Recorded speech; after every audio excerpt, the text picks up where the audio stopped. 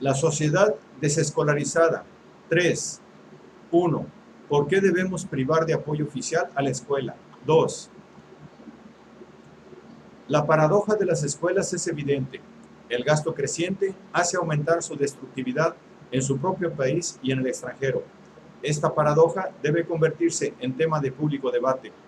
Se reconoce de manera general, hoy por hoy, que el medio ambiente físico quedará destruido dentro de poco por la contaminación bioquímica, a menos que invirtamos las tendencias actuales de producción de bienes físicos. Debería reconocerse asimismo el que la vida social y personal están igualmente amenazadas por la contaminación del Ministerio de Salud, Educación y Bienestar, subproducto inevitable del consumo obligatorio y competitivo del bienestar. La escalada de las escuelas es tan destructiva como la de las armas, si bien de manera menos visible. En todo el mundo, los costes de la escuela han aumentado con mayor velocidad que las matrículas y más velozmente por el Producto Bruto Nacional, PBN. En todas partes, los gastos en la escuela se quedan cada vez más cortos frente a las expectativas de padres, maestros y alumnos. Por doquiera, esta situación desalienta tanto la motivación como el financiamiento para una planificación en gran escala del aprendizaje no escolar. Los Estados Unidos están demostrando al mundo que ningún país puede ser lo bastante rico como para permitirse un sistema escolar que satisfaga las demandas que este mismo sistema crea con solo existir. Porque un sistema escolar que logre su meta, escolariza a padres y alumnos en el valor supremo de un sistema escolar aún mayor, cuyo coste crece desproporcionadamente conforme se crea una demanda de grados superiores y estos se hacen escasos. En vez de decir que una escolaridad pareja es impracticable por el momento, debemos reconocer que, en principio, es económicamente absurda y que intentarla es intelectualmente castrante, socialmente polarizante y que destruye la verosimilitud del sistema político que la promueve. La ideología de la escolaridad obligatoria no admite límites lógicos. La Casa Blanca proporcionó hace poco un buen ejemplo. El doctor Hutschnecker, el psiquiatra que atendió al señor Nixon antes de que quedase admitido como candidato, recomendó al presidente que todos los niños de 6 a 8 años fueran examinados profesionalmente para cazar a aquellos que tuviesen tendencias destructivas y que se les proporcionase a estos tratamiento obligatorio. En caso necesario, se exigiría su reeducación en instituciones especiales. Este memorándum enviado al presidente por su doctor pasó al Ministerio de Salud, Educación y Bienestar para que se examinara su valía. En efecto, unos campos de concentración preventivos para predelincuentes sería un adelanto lógico respecto del sistema escolar. El que todos tengan iguales oportunidades de educarse es una meta deseable y factible, pero identificar con ello la escolaridad obligatoria es confundir la salvación con la iglesia. La escuela ha llegado a ser la religión del proletariado modernizado y hace promesas huecas a los pobres de la era tecnológica. La nación-estado la ha adoptado, reclutando a todos los ciudadanos dentro de un currículum graduado que conduce a diplomas consecutivos no desemejantes a los rituales de iniciación y promociones hieráticas de antaño. El Estado moderno se ha arrogado el deber de hacer cumplir el juicio de sus educadores mediante vigilantes bien intencionados y cualificaciones exigidas para conseguir trabajos, de modo muy semejante al seguido por los reyes españoles que hicieron cumplir los juicios de sus teólogos mediante los conquistadores y la Inquisición. Hace 2 siglos, los Estados Unidos dieron al mundo la pauta en un movimiento para privar de apoyo oficial el monopolio de una sola iglesia. Ahora necesitamos la separación constitucional respecto del monopolio de la escuela, quitando de esa manera el apoyo oficial a un sistema que conjuga legalmente el prejuicio con la discriminación.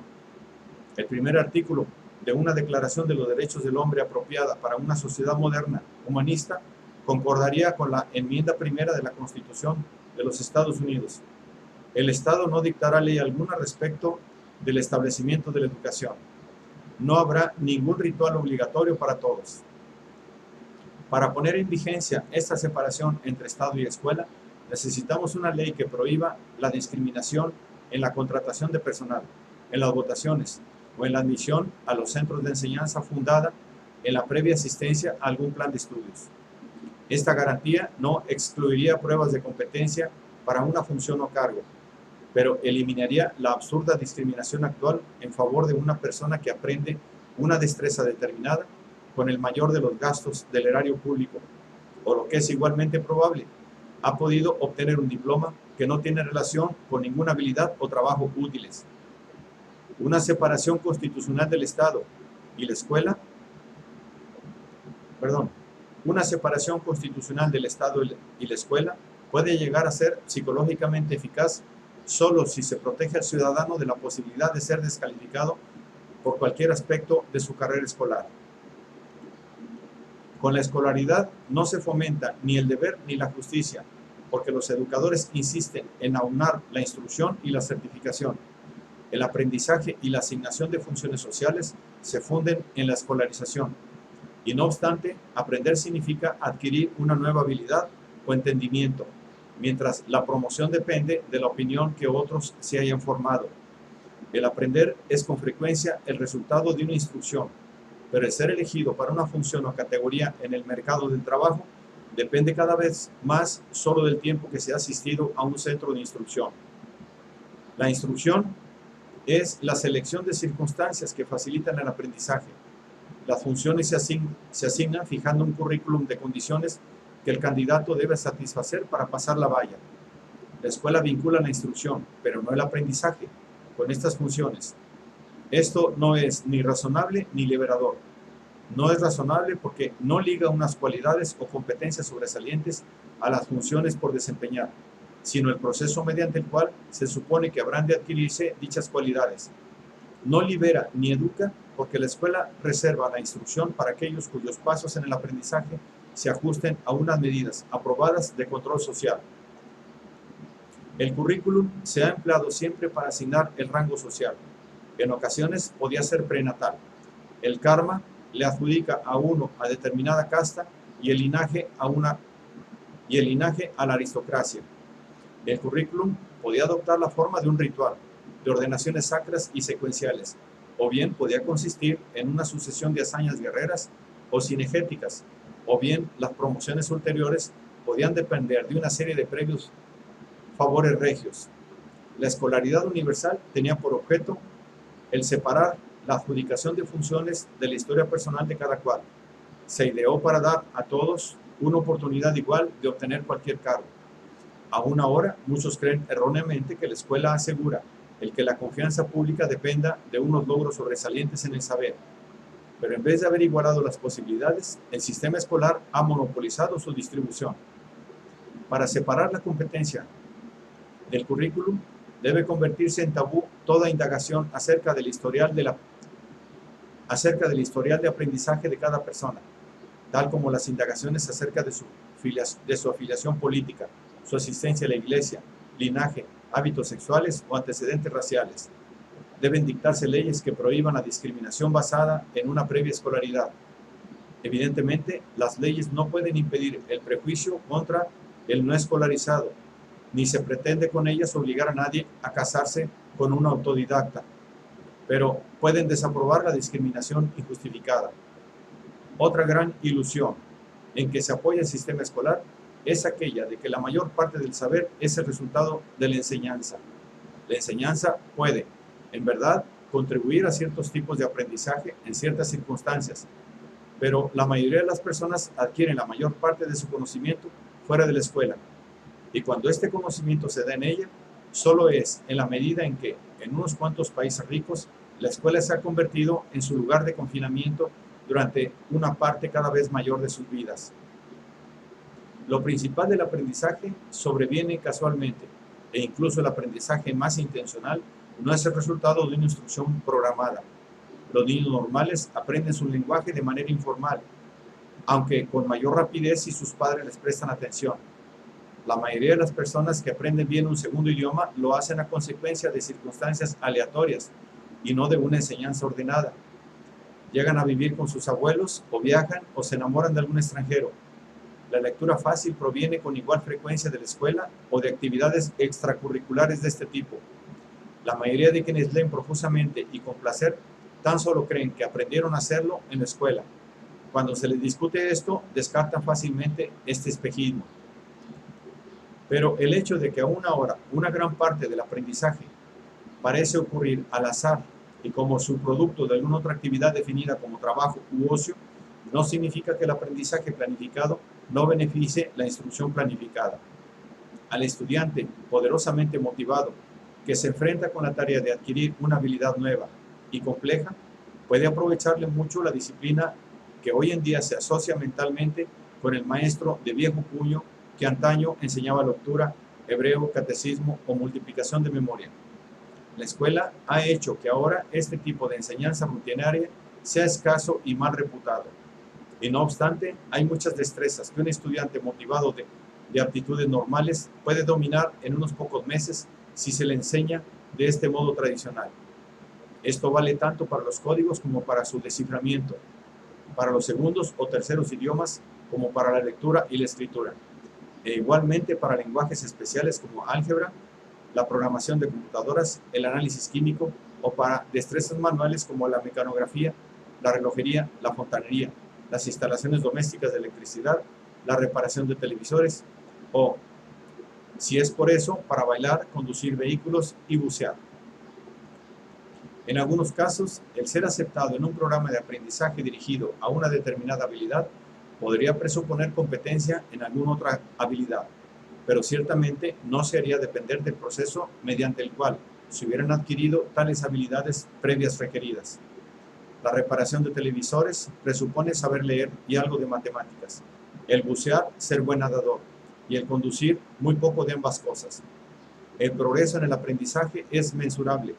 Es fácil calcular los recursos óptimos de tiempo y materiales que un adulto corriente motivado necesita.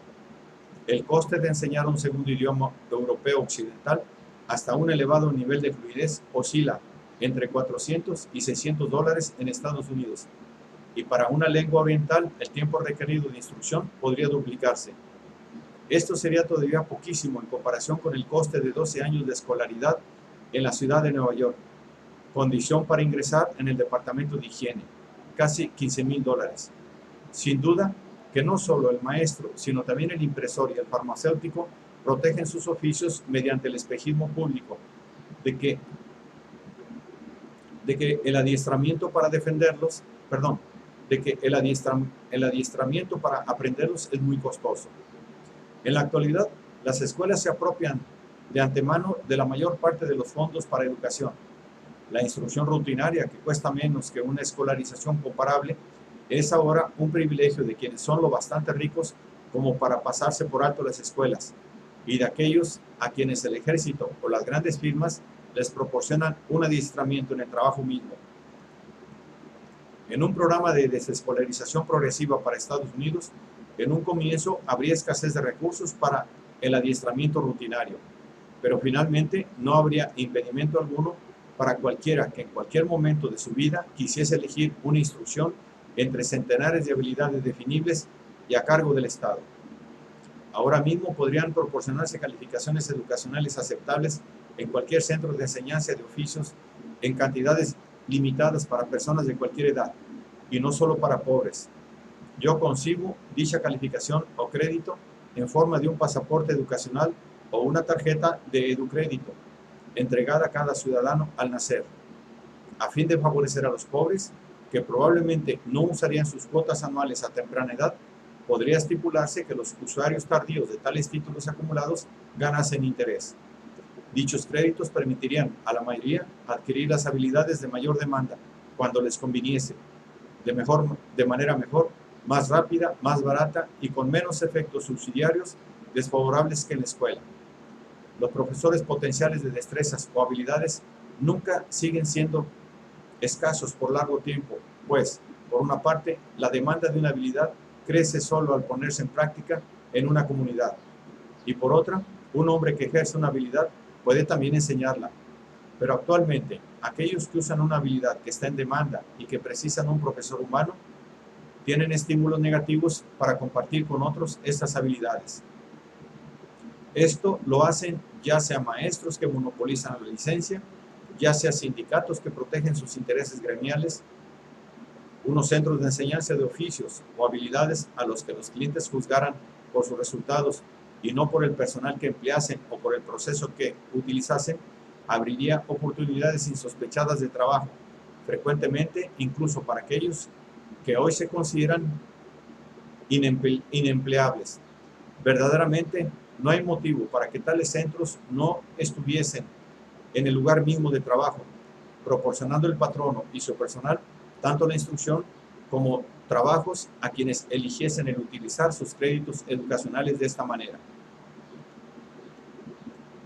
En 1956 se suscitó la necesidad de enseñar rápidamente español a varios centenares de maestros, trabajadores sociales y curas de arquidiócesis de Nueva York, de modo que pudiesen comunicarse con los puertorriqueños. Mi amigo Jerry Morris anunció en español por una radioemisora que necesitaba hispanohablantes nativos que viviesen en Harlem. Al día siguiente, unos 200 adolescentes se alineaban frente a su oficina y entre ellos eligió 4 docenas, muchos de ellos desertores escolares. Los instruyó en el uso del manual de instrucción del Instituto del Servicio Exterior de los Estados Unidos para hablar español, concebido para el uso de lingüistas con licenciatura, y al cabo de una semana sus profesores se manejaban solos, cada uno de ellos a cargo de 4 neoyorquinos que querían hablar el idioma. En el plazo de 6 meses se había cumplido la misión. El cardenal Spellman podía afirmar que tenía 127 parroquias, en cada una de las cuales había por lo menos 3 miembros de su personal que podían conversar en español. Ningún programa escolar podría haber logrado iguales resultados. Los profesores de habilidades se hacen escasos por la creencia en el valor de los títulos. La certificación es una manera de manipular el mercado y es concebible solo para una mente escolarizada.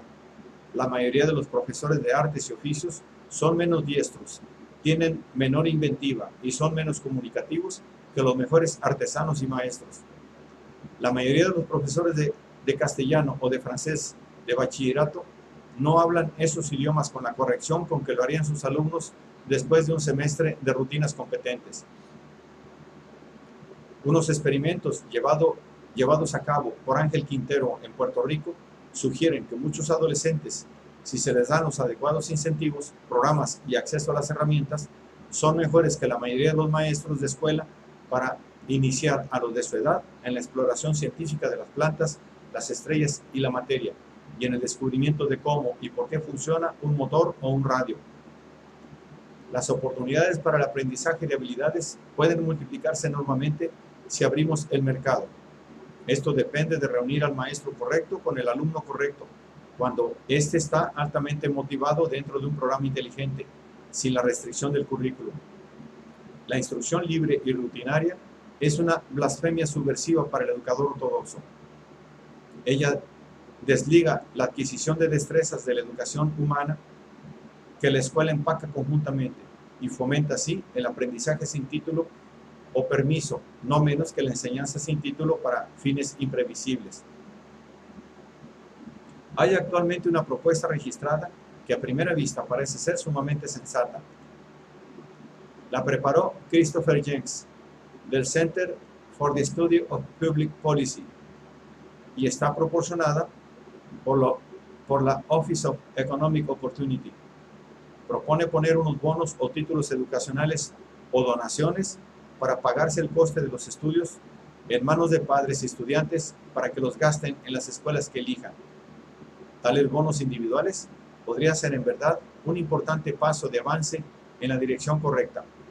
Necesitamos que se garantice a cada ciudadano el derecho a una parte igual de los recursos educativos derivados de los impuestos, el derecho a verificar esta parte y el derecho a entablar juicio si le es denegada.